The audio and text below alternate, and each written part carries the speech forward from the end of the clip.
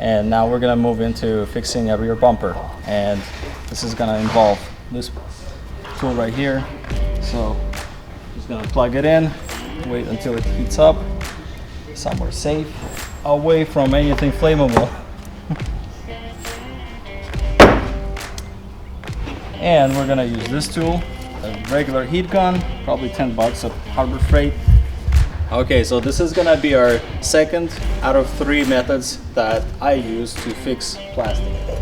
In this case, this is a bumper, and we're gonna use heat gun and some stuff like hammer and this pry bar to kind of push on the plastic in order to give it some form when we heat it up. So first thing is we wanna get rid of some of this stuff here. Gonna make it more straight, so you just heat it up this whole area. And our main focus should be on the most damaged area, like this crack in here.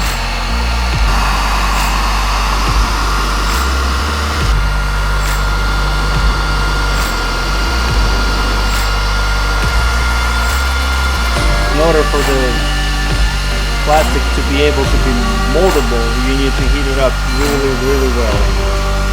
Almost to the point where you can see that the paint is start to bubble up or maybe change color. Get in there and push on it from the other side. And while I push, I want to have an air gun to cool it off.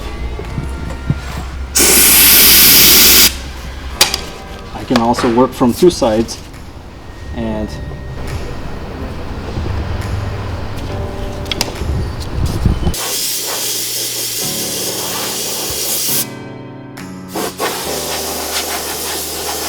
so yeah, you use the same technique in order to get rid of like bends and deformations in the plastic that were caused by the damage, like this one here. I might actually need to install this bumper in order for it to remember its form while it's on the bumper, and after heating up this whole area I can install it and then put something in between the car and the bumper and screw it to the car so it will retain its form after cooling off.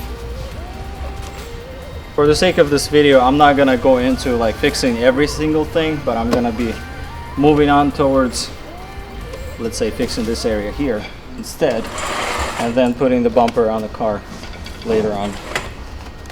So if it's not in the right position, you know, you'll be stretching it out or you know, bending it, and you're not gonna do a good job at welding the bumper. So I think we're just gonna put it on the car and work on it on the car itself. So this is the last method of fixing plastic, which is welding plastic and welding this metal mesh into the plastic itself. That way it reinforces the plastic and makes it really durable. And in case like this bumper, it's completely ripped up and this bumper is junk, but I need to use it for this car because, well, we're on a budget and we want to get everything for free. So in case you need to use this method, all you do is you cut out a piece of mesh that I talked to you about before and you lay it on the crack, and what you do is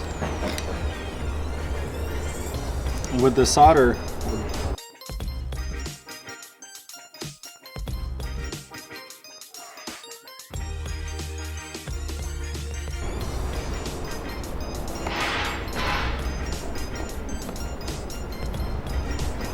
once it's heated up, you'll see that it starts to sink through the plastic itself. And what you do with a screwdriver is you just push on the mesh itself so it just stays there when you work on another area next to it. So you heat it up.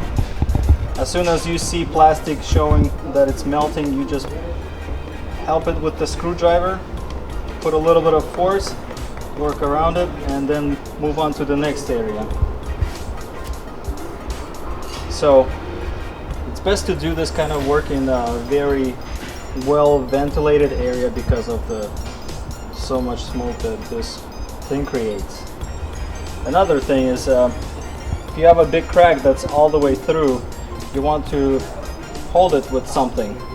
This is a cheap way, this is a quick way of holding it, but not ideal if you really care about the looks of your bumper.